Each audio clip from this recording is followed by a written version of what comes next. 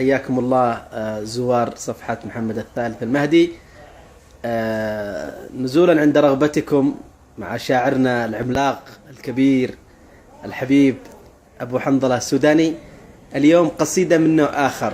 قصيدة هدية لكل من يعشقون الغزل، قصيدة غزلية. تفضل حبيبنا الغالي. وأبو حنظلة قال، أبو حنظلة قال قلبي ضاق وتكوى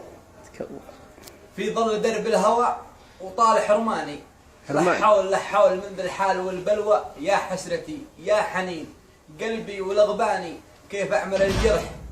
كي يشفى ويتداوى وانسى عذاب الهوى، ذي هي يشجاني ما فادني به رجال العلم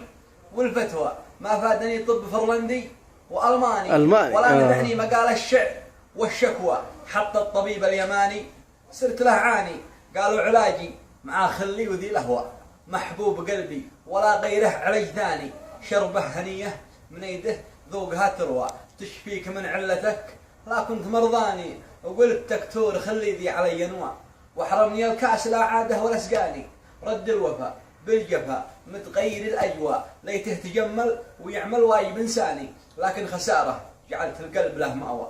وفي الحشاسيت له جنه وبستاني، وكم رفعته وغليته ولا يسوى، وباعني يا خساره وارخص ثماني، وطعمتها الراق من هالشهد والحلوى، وسقيتها العذب وانا منه عطشاني، وكم سقيته حنان الحب والسلوى، ولا رأف بي ولا في حبها سلاني، ولا تجمل بكلمه قال وتفوى، كلمه احبك حبيبي كان دواني. الله يا حبيبي ما استمع ندوى، وكم لساني لهج باسمه ولا جاني، وكم على بابه امسيت لين ما ضوى الصبح وانا عند بابه ساهر عياني، في البرد وسط النداء ولا بدا بدوى، ولا احتواء من صقيق البرد دفاني، لا تفضل ولا رحب يد قهوه من قهوه الصبح ولا بالنخولاني، ولا ترك لي نفس للقلب يتهوى، مربعه والحنايا بين الاحضاني، واعود خايب وحالي عاد للاسوأ، فاقت شعوري واحساسي ووجداني، والنفس عافت هواها والفؤاد الطوى، وعفت حبه حقيقه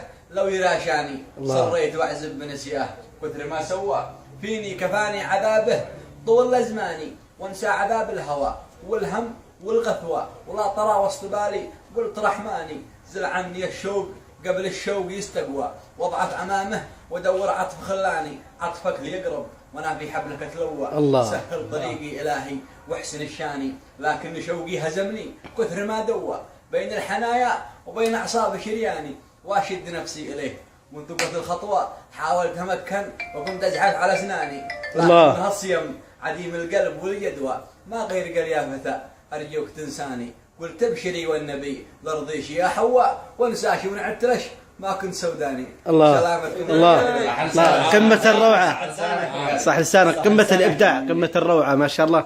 يعني حقيقة هذه القصيدة ستعذب الكثيرين وربما الكثيرات. توفيق حبيبي، الله يسعدك.